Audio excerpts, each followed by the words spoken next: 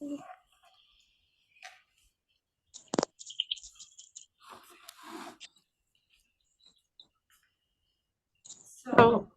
just a bit of technicality here. I want to see if everyone is hearing me on Zoom. Can someone like unmute themselves and just tell us if they can hear us well? I believe the reviewer and examiners are co-hosts as well, so they can unmute themselves. Okay, perfect. I can hear, but I think there are many persons who are unmute, because of which sometimes it's echoing. So only I'll just start the video as well. Okay.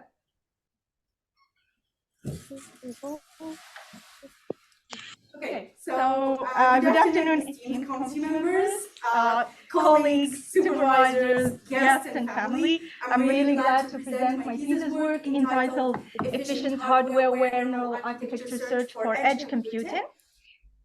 Now, during this presentation, I'm going to talk to you about the context and motivation of this thesis.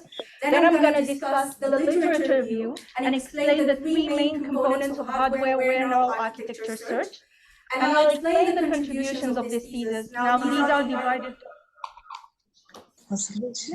divided into two parts. The contributions that make hardware-aware neural architecture search more practical, efficient, and faster, and the contributions that apply what we've learned in hardware-aware neural architecture search to concrete or real applications like the analog-aware neural architecture search or the medical imaging analysis tasks.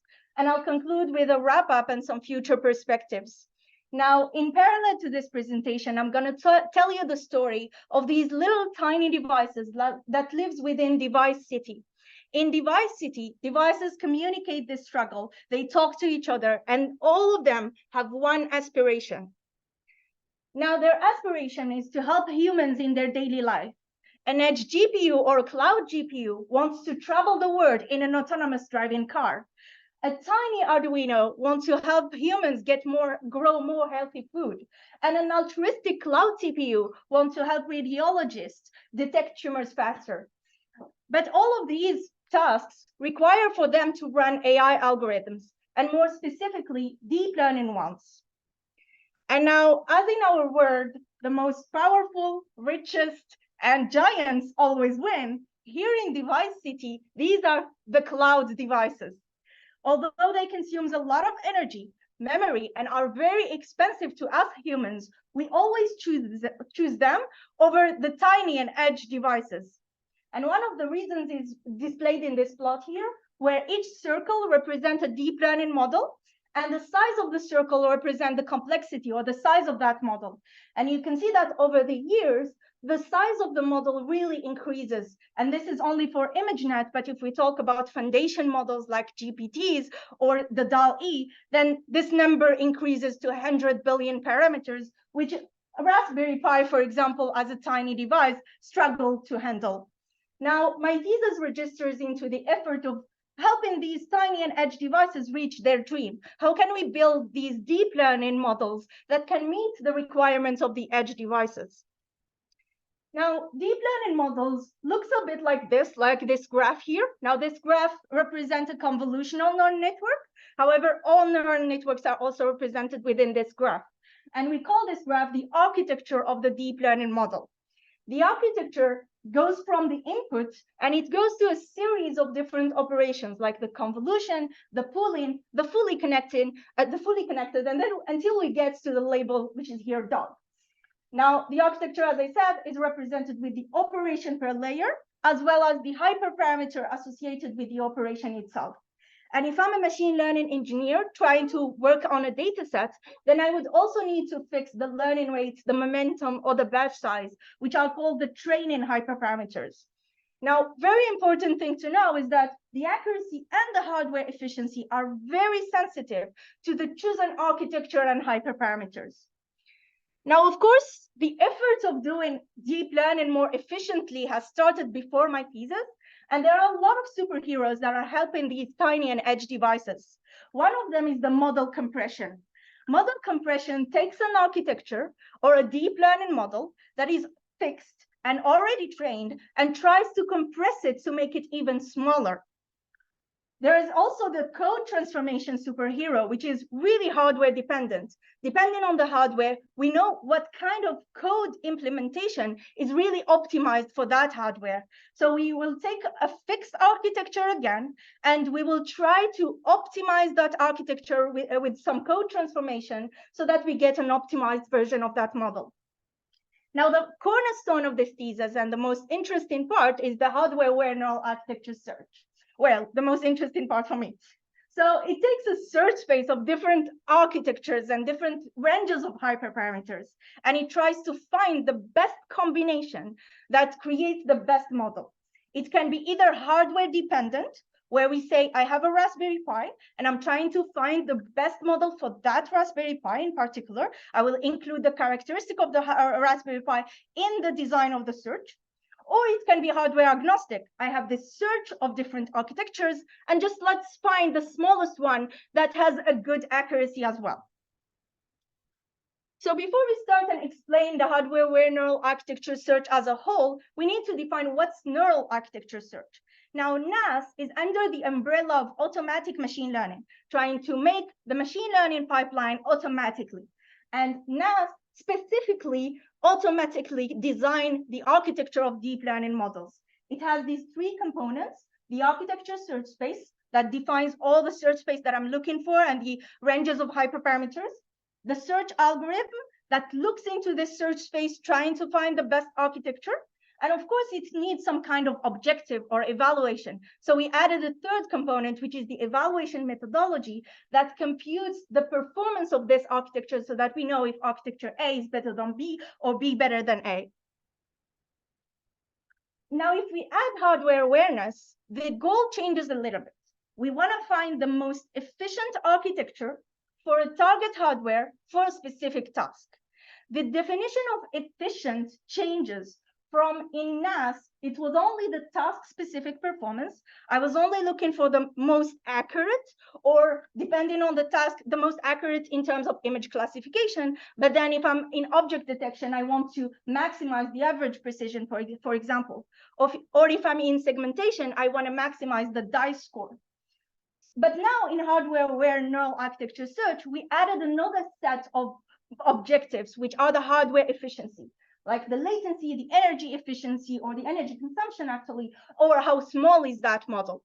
And it's really important to know that these actual objectives are conflicting with each other. So if I want to find the most accurate, then maybe it's not the smallest. So how can I find the best trade-off between the different objectives? And as you can see in the graph on your right, you can see the evolution of applying hardware awareness in different hardware.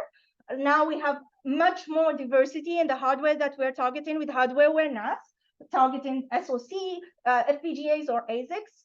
And a little work has been done to target multiple hardware at the same time or in memory computing. And at the same time, we have a diversity of DNN types that are targeted over the years with spiking neural networks, GANs, or graph neural networks at the same time. Now, the overall structure of hardware-aware NAS changes a little bit. We still have the same three components: the architecture search space, the search algorithm, and the evaluation methodology. Now, rather than evaluating only the accuracy, we also need another component for the hardware cost, or the latency, or the energy consumption. And we have some optional components that we found in the literature review. For example, the architecture search space can be optimized, which means that if I found that the depth-wise convolution, for example, is not necessarily really efficient in GPUs, so I'm going to remove that from the list of possible architectures in my search space. Another component that may be added is the hardware search space. Here, for example, if I'm in an FPGA, then it is configurable, and I can configure the number of persistent elements that I may use.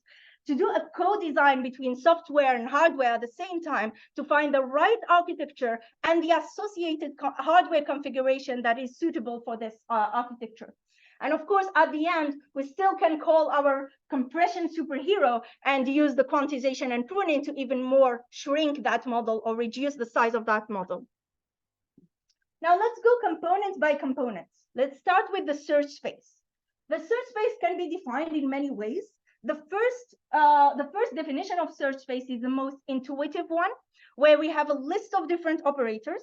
And from that list, I'm trying to come up with the best combination. So I'm trying to search for all the operators in my model. The second one comes from the handcrafted or the manually designed architectures like Inception version 3. So in Inception version 3, what we saw is that the same cell or set of operation is repeated all along. So why not just search for that cell and then repeat it a number of times? So this is the cell-based search space. And then we can take that a step further, where we can look for different cells in different places of the architecture, which is hierarchical. Or the last definition, which is getting more and more popular, is the super network. In the super network definition, we're defining this giant network in which each layer has all the different possible operators. So in each layer of the network, we can use an operator 1 as well as operator n. So the idea here is to train this giant network, and then we use the weights sharing estimation in the sense that the weight of operator 1 is shared between all the paths from inputs to outputs of the subnetworks. Now, for the search strategy, we have different ways to cast the hardware-aware NAS problem. We can cast it as a single optimization problem, saying that we want to do a two-stage method. We maximize the accuracy, we find the best model, then we shrink it or we recompress it. We can do a constraint optimization where we maximize the accuracy again, but under a memory constraint, for example, or under other constraints, hardware constraints. Or we can view it as a multi-objective problem. And in here, we also have two strategies. We can use the scalarization method, like the weighted sum, to aggregate the different objectives. Or we can use a pure multi-objective, which is using the Pareto-aware methods like NSGA2, and simultaneously optimize the different objectives, like maximizing accuracy and minimizing latency at the same time. Now, again, we also see this diversity in the search strategies or the search algorithms that are being used. And you can see that over time, we are now using, we started with reinforcement learning, evolutionary algorithm, and random search. But with the complexity of the search space, random search has become really not performant. And we went to a more complex search strategies, like the gradient base that is more popular now because of the super network definition.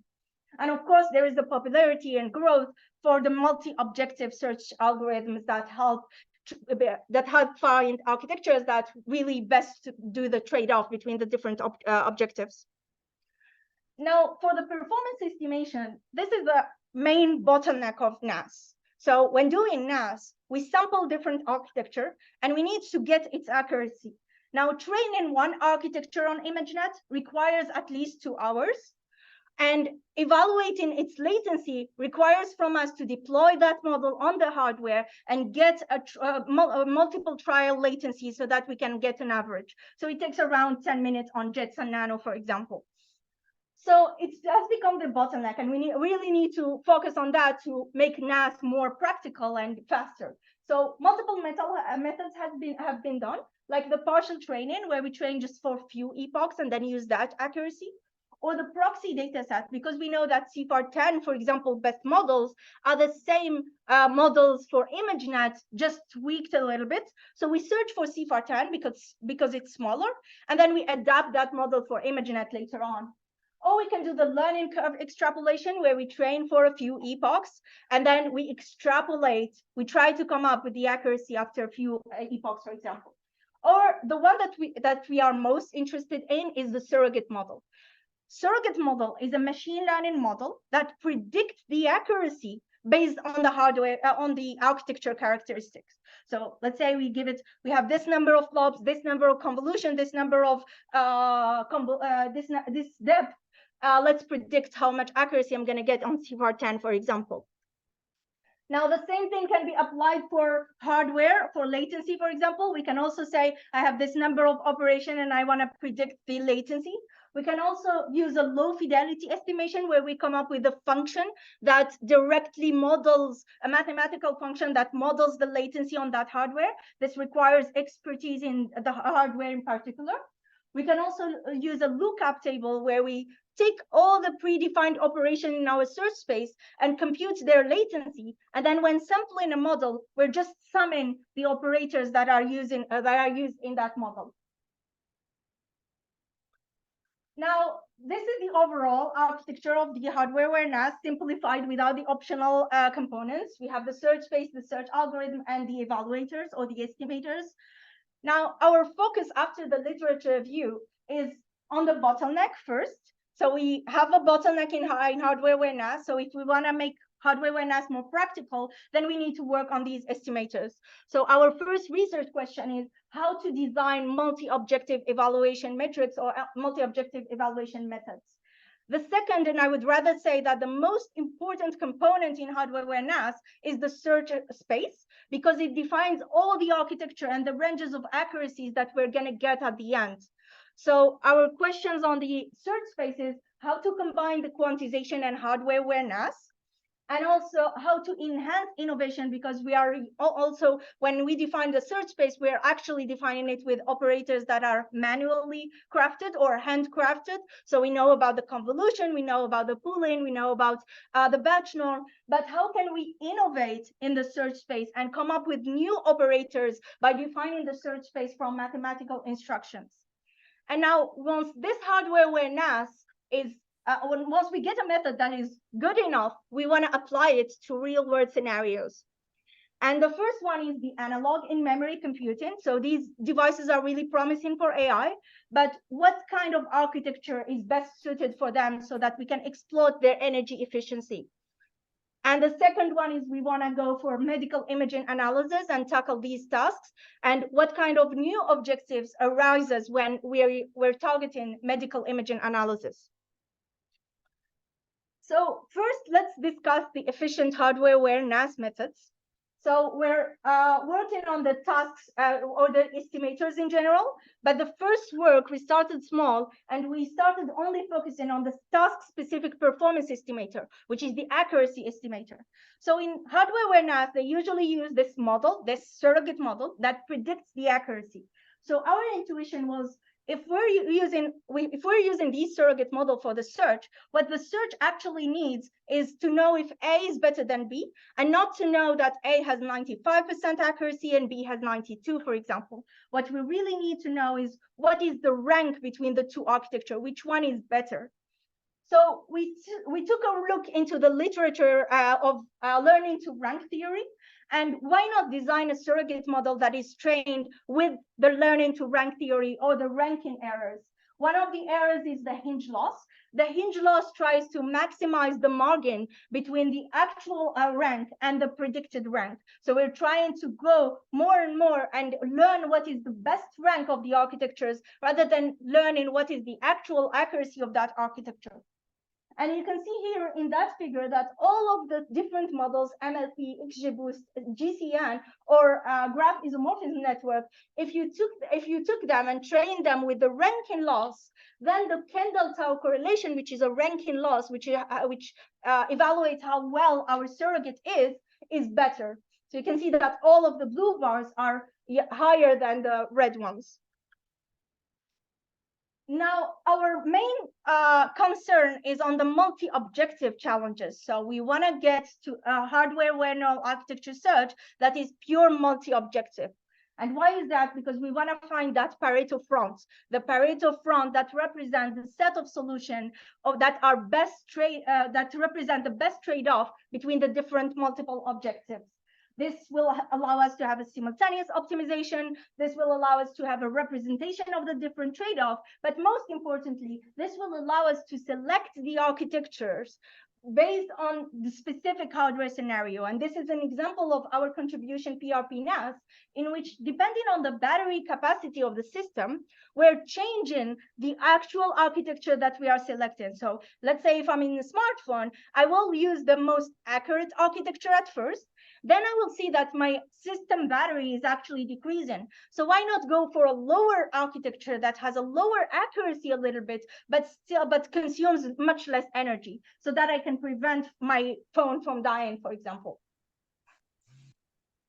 So actually, hardware-aware NAS methods, what they are doing is they are using two different predictors, one to predict the accuracy and another one to predict the latency.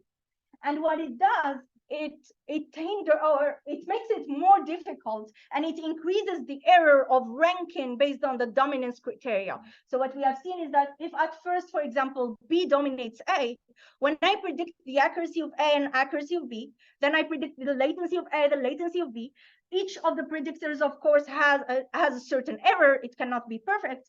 Because of that error, then after the prediction, I'm going to say that A dominates B, whereas before it was B dominating A.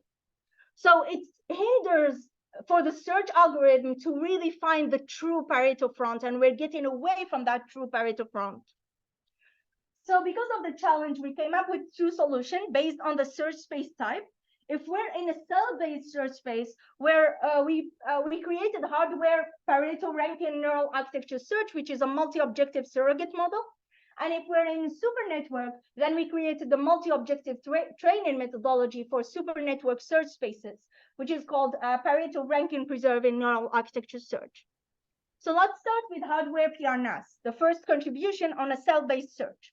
We want to replace the two predictors with just one predictor and predict the Pareto rank directly. Predict if B dominates A or A dominates B directly. So first, what we define the Pareto rank. So the Pareto rank is defined like this. If we take a set of points, we solve the multi-objective problem, we find the true Pareto front. This true Pareto front is ranked 1. Then we remove the point of the true Pareto front, and we solve the problem again. The next Pareto front is ranked 2, etc., until we are done with all the points in our example or in our set of points. So what we really want to predict is that rank, is that Pareto rank for each architecture. And we designed this type of architecture or surrogate model that includes two different components: the architecture encoding, extracting the main important feature from the architecture input, and a latency predictor and accuracy predictor, but both of them are mixed within a linear layer to predict the actual Pareto rank. Now for the architecture encoding, based on the architecture, we can extract multiple features. One of the features that we can extract is the manually architecture features, like the number of flops, the number of convolutions, the depth, etc. But then what we found in the literature is that they are using more fancy techniques, like using deep learning actually to extract encoding, so to extract all of the features. And these are using graph encoding or LSTM encoding. They use an LSTM model to extract a unique vector that represents that architecture, or they use a graph model to extract the same thing, but these are different from each other. So we wanted to know which one is better and which one should we use. So these are the results that are presented in this graph here. And you can see that the graph encoding is better in the blue bars, which is the accuracy predictors. And the LSTM encoding is better in the red bars, which is the latency prediction. So because we want to predict something that actually mixes between latency and accuracy, which is the Pareto, we want to concatenate all of these, and this will be the input to my model. So we want to concatenate the graph encoding, the LSTM encoding, as well as the manually extracted features. And then in hardware PRNAS, we tested it with FBNet and NASBench 201, which are both two neural architecture search benchmarks. And we get an average of 98% true Pareto front on different edge devices. And these include the Jetson TX2, the TPU board, the Iris, and some FPGAs.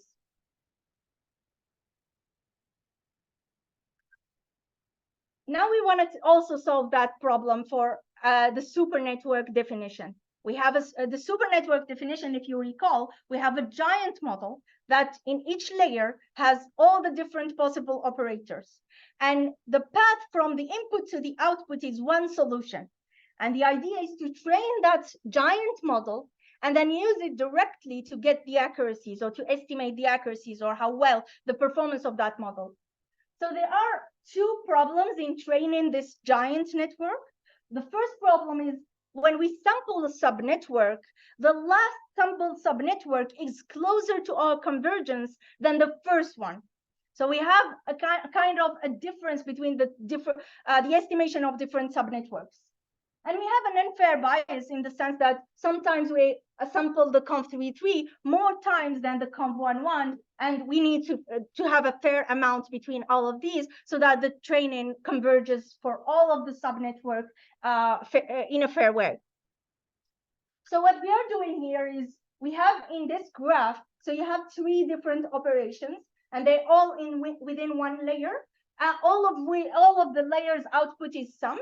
And you can see that they have their task-specific weights, but we added alphas, which are additional weights for the operation selection score. Now, these alpha will be trained to select based on the Pareto rank of the operator. Now, the training involves 3 steps. We first train with strict fairness. Fairness is one of the literature review or one of the state-of-the-art training methodologies that define the strict fairness, in which we train the super network with the same amount of times for each operator to be sampled. And then we train our alphas in the next step. And our alphas are trained with the hinge loss, but G here reflects the Pareto rank rather than reflecting only the accuracy, for example. Now, to optimize our search and our training methodology, we're also doing a pruning step. The pruning step, what it does is that it removes some of the operators that we deem inefficient, that take us really far from the true Pareto front. And how we do that? We compute the hypervolume. So the hypervolume is a metric that can tell us whether or not a Pareto front approximation is good. So the higher, the better, because it's an area. But what we're computing here, we're computing the difference between the hypervolume with the point, with the operators, and minus the hypervolume without that operators. And if that difference is above a certain threshold, then we remove that operator because it takes us really far from the true Pareto front. Now, PRP-NAS also has been tested and compared with state-of-the-art NAS methodologies. And we can see that from the top graph, we are like the lighter blue, and you can see that the lighter blue actually converges in smaller number of epochs and with smaller variance. Now, for the results, we got a 77.2 accurate model on ImageNet, and this took only 4 days of training, which is 5 times faster than FairNAS and 2 times faster than DARTS. Okay. Now that we enhance the estimators, we have a pretty good idea of how to enhance the multi-objectivity of our estimators. We're going to take a look at the search space and how can we enhance the search space itself. The first problem that we saw in the search space is how can we combine quantization and neural architecture search at the same time? Now, there are 2 ways in the literature. The first way is to do a hardware-aware neural architecture search, then quantize that model. This is specialization. This is intuitive. However, it gives suboptimal results. And this is because when we have one architecture, the best architecture once quantized is not the best after if we take another one because of the quantization and the accuracy drop. Now, quantization, if we quantize an architecture, we get an accuracy drop because we change a little bit the format of the numbers. So we are not that perfect in the quantization realm. And it's extremely time consuming because we have 2 stages. We need to find the best model, and then we need also to find the best quantization scheme. Now, the second idea is to have a quantized search space. The whole search space only contains quantized architecture. Now, this is faster in the sense that we don't have 2 stages. It's closer to optimality, but it's not hardware friendly. Now, if I have a Raspberry Pi with 4 GB of RAM, this Raspberry Pi can afford to handle non-quantized architecture. And maybe these non-quantized architecture, one of them is better than the whole quantized search space here. So our idea is to mix the quantized and the non-quantized in one search space. However, this will be like, this will define a really large search space. So a search algorithm on these large search spaces is really difficult. So our idea is, because quantization involves this drop in accuracy, has this effect. So we thought about, we have 2 cases. We have an architecture that once quantized have a really small drop in accuracy. which is good. We need to keep it. And we have another architecture that has a really high drop in accuracy. So we need to come up with a strategy to predict if that architecture, before we train it or before we quantize it, if that architecture is actually worth quantizing or not. Now, in an offline manner, we define our clustering algorithm. We do clustering on a set of pre-trained models. We select a set of pre-trained models. We encode these architectures in a unique vector, and then we apply the clustering on these architectures. And our idea, if we have two clusters, for example, then we will have one cluster of all the worthy quantizing architectures, and another one that represents the non-worthy quantizing architectures. Now we're going to use these clusters. We have our search space. We sample an architecture. We define or we check if this architecture is in the right cluster or in the wrong cluster, depending on if it has an acceptable drop of accuracy when quantized or not. So if it has an acceptable drop, we add it to the search space. And at the same time, we're doing evolutionary search using our hardware PNAS surrogate model to get to the optimal Pareto front. Now, we tested our model on two different search spaces, NAS Bench 201 again, and a set of pre-trained models. And you can see on the figure on the top that the number of quantized architecture is actually increasing in both the population, the selected architecture while doing the search, and the search space at the same time. So our idea is not to have a large search space at the beginning, but to extend the search space with the architectures that are worth quantizing. Now, we still stick to the search space, and we have another problem with that search space. The problem is that we always use operators that are manually crafted. So, for example, the convolution 2D is manually crafted, or the pooling, the batch norm, all of these were designed by a machine learning engineer or machine learning researcher. So how can we open innovation for the NAS to come up with operators that we didn't see before, or unconventional combination that we didn't see before? And this is where grassroots operator search comes. So an operator is actually represented with a computation graph. Here is the computation graph of a convolution 2D. And you can see that the computation graph has some nodes that are in blue, which are the data, the tensors, and some other nodes that are in red, that are in green, that are the operations, like the cross correlation, the addition, the concatenation, or something like this. So we thought, how can we create new operators that are better suited for a target hardware from the mathematical instructions? So this is our main idea. And how the framework works like this. If you give the framework a standard model and a target edge platform, we start by analyzing the complexity of each operator. So each operator in that model, does it have the highest latency or the highest number of parameters, etc.? And we take the least efficient operator, and that operator will be adapted in a second stage. Now, in this second stage, we take that operator and we generate its computation graph, its graph of different operations, mathematical operations. And then we use evolutionary search with the mutation being changing one node or one operation to another one, changing one mathematical instruction to another one, or adding another mathematical instruction. Now, the goal is, of course, to find another computation graph that has the same goal, that doesn't make a drop in accuracy, but is more efficient in the target hardware, is faster or more energy efficient. And of course, we stop once we are satisfied with the results.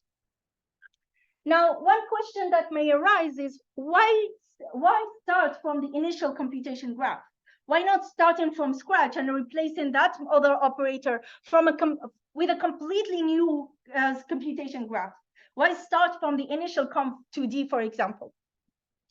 Now, what we did is we tested these two approaches, randomly generating a replacement or adapting the operator.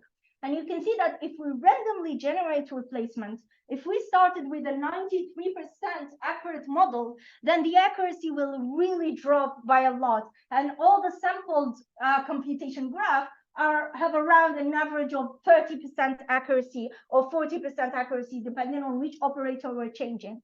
But if we do adaptation, then we still have a decent amount of computation graph that are within the same accuracy of that model, but are more efficient in terms of latency or energy efficiency.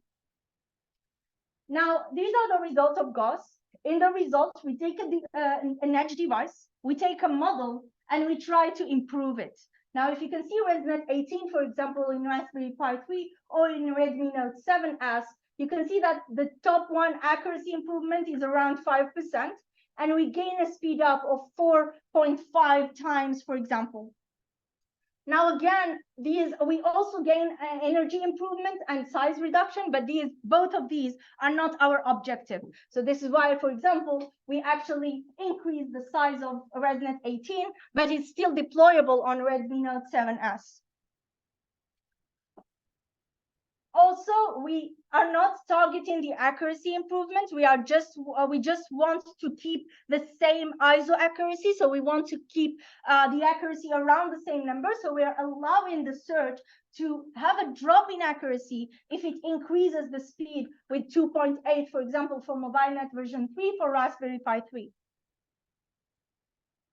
And an interesting result on Inception version 3. So Inception is 25 million parameters.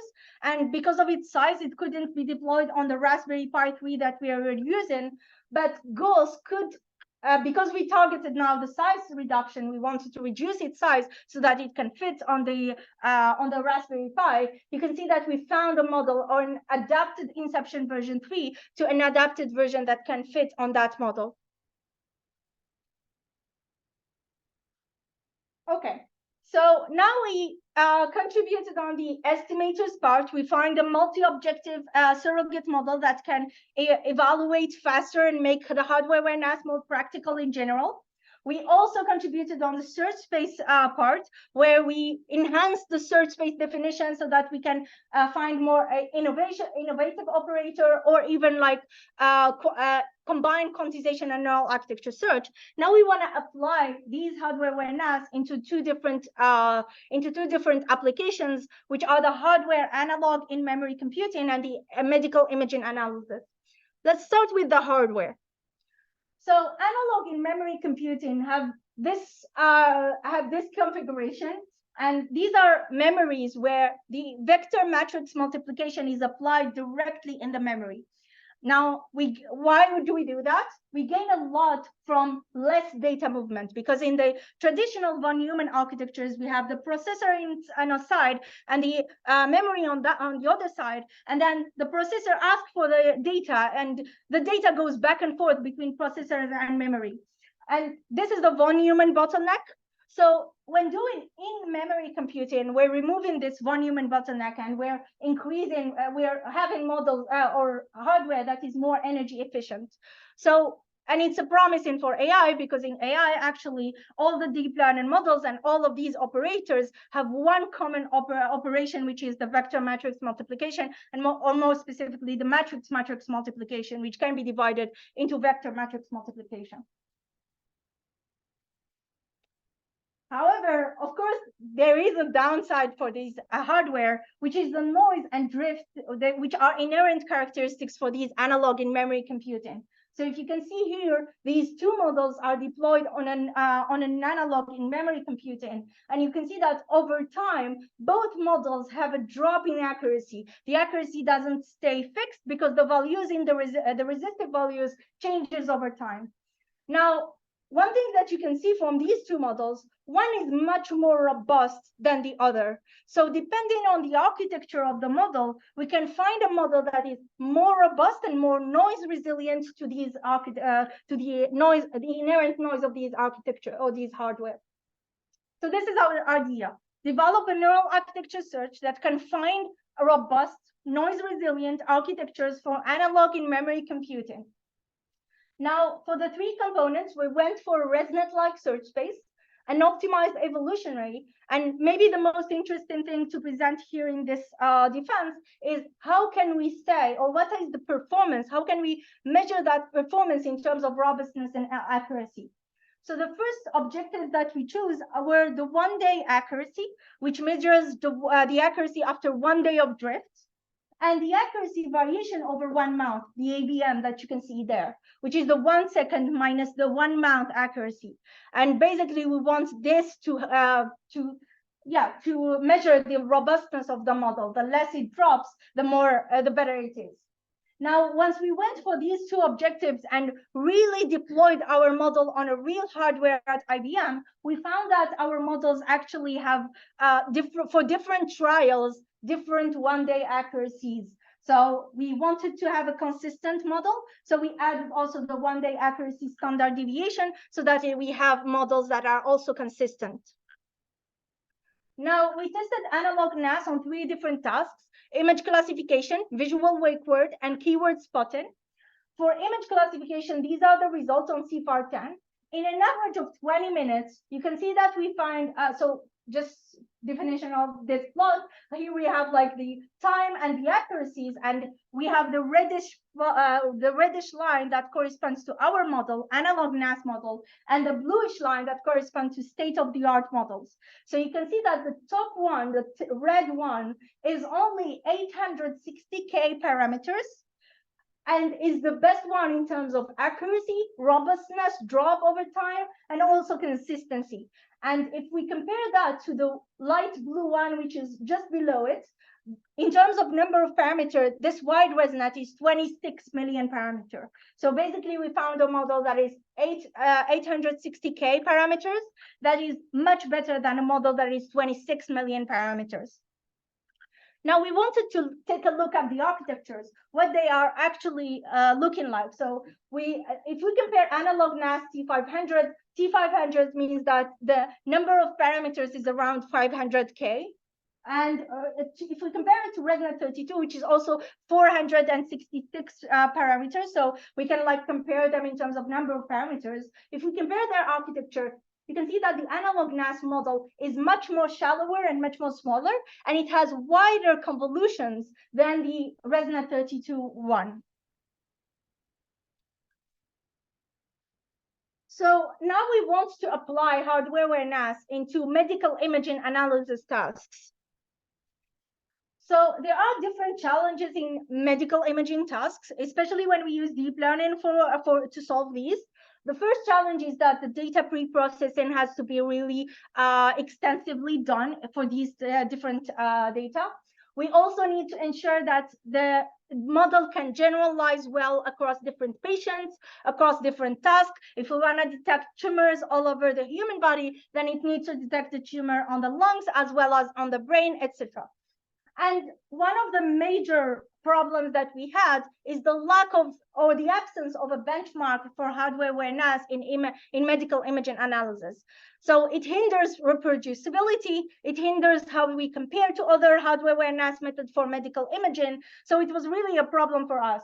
So this is why, inspired by the medical segmentation decathlon, which is a data set, a 10 data set of different tasks, of different medical tasks, on top of which we want to create a mid-NAS bench, which is a benchmark for medical imaging analysis for neural architecture search. Now, this benchmark has over billions of architectures for each of the tasks, and we use the super network representation so that we can have this number, but we also validated that the ranking is good by training 10K architectures extensively and independently without the super network. We took 10K subnetworks and we trained them.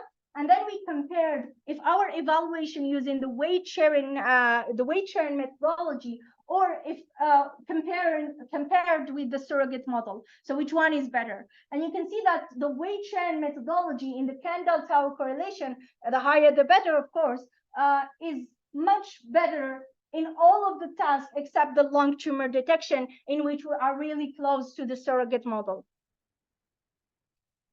So some of the results that we can extract from the MedNAS bench are the hardware measurement or the evaluation of different hardware. We stick to really evaluate these architectures on a Raspberry Pi and on a laptop. We're working on adding more hardware to this benchmark.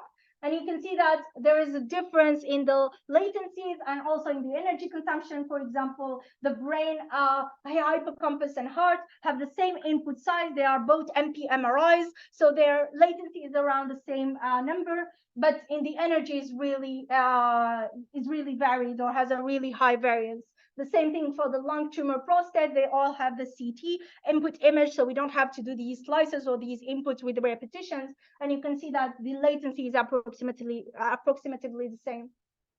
Now, one thing that we wanted to do is the ranking evaluation cross data sets. So we want to see if there is one architecture that can be good on different medical imaging data sets.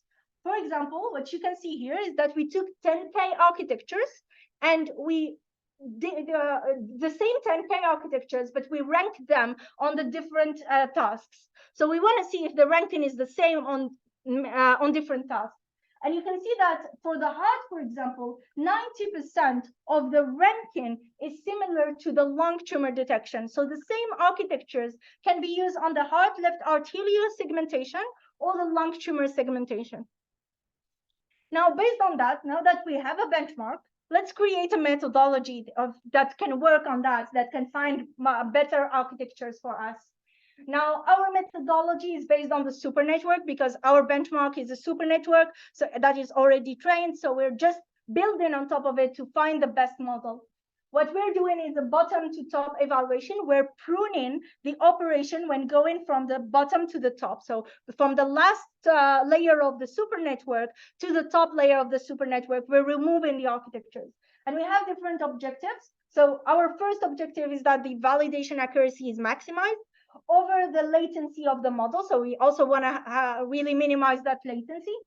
And we can, it's optional, but we can add the task generalization ability if that operator is also good on another task. And the way we do it is by computing the cosine between the different weights of the same operator in different tasks. So if the cosine, if the weight of one operator for one task is similar to the weight of that operator for another task, then we consider that this operator can be generalized on multiple tasks. Now, for the results, we have three different scenarios. We have MIAS, where we're running this MIAS model, but without the task generalization ability. We have anti-MIAS with the generalization ability, and we have anti-MIAS C, where we're allowing the model to have multiple operators within one layer. And you can see that in ImageNet and CFA10, we're obtaining state-of-the-art accuracies compared to PRP-NAV or DARTs. And for our task, like for the medical task, we're also obtaining state-of-the-art accuracies. Our scenarios are the blue, red, and orange one, and compared to the others, we're still like the highest dice score. Now, in the medical segmentation decathlon, the first data sets that we used, it was a competition. And the competition was to say, we have 10 different data sets. We're going to give you 7, and you give us the best architecture. And then this architecture will be used and trained for the 3 other data sets so that we can check if your architecture can generalize well or not. So this is what we did here. We took our architectures that we found on 7 data sets, and we generalized it on the colon, hepatic vessel, spleen, and chest data sets. And you can see that MT-MIAS arrives to state-of-the-art accuracy or DICE scores or F1 scores, except for the chest one where C2F-NAS arrives to an F1 score of 98.68, and we arrive to a 98.65. So we're not that far. Okay. So just to wrap up our key contributions of this thesis, so we started with the literature review. We did a survey on hardware-aware neural architecture search, which is now which was published on IHCAI 2021, and the extended version is in arXiv, which is one of the top cited search spaces surveys on hardware-aware neural architecture search, and I'm really proud of that. And then we worked on multi-objective surrogate models. We have one hardware PRNAS, which is published on ISPATH and ACM TACO. The extended version is published on ACM TACO. And PRP-NAS, the super network one, is published on ECAI 2023.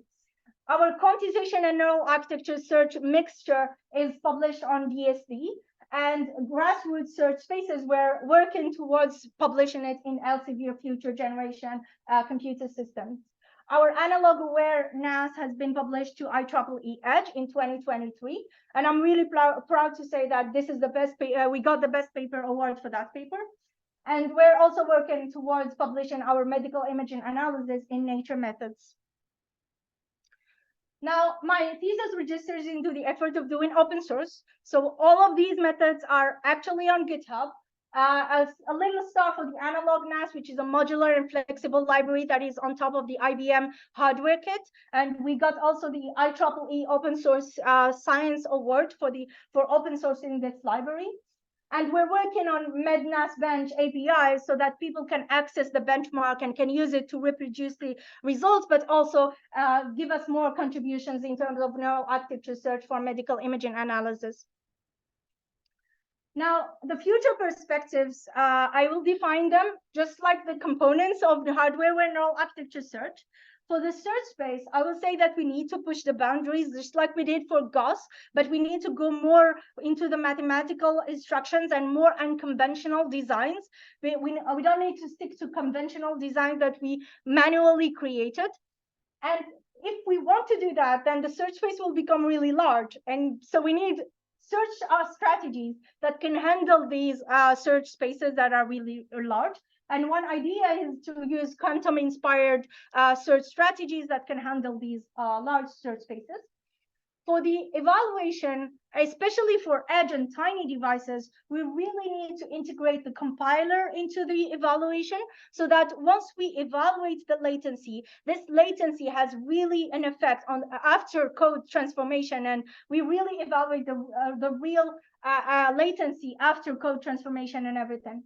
And it's really nice to work on the multitask deep learning models, especially that multitask is now done in medical imaging analysis, but also in autonomous driving, where we need to, at the same time, detect the lane, but also detect the objects around us, etc.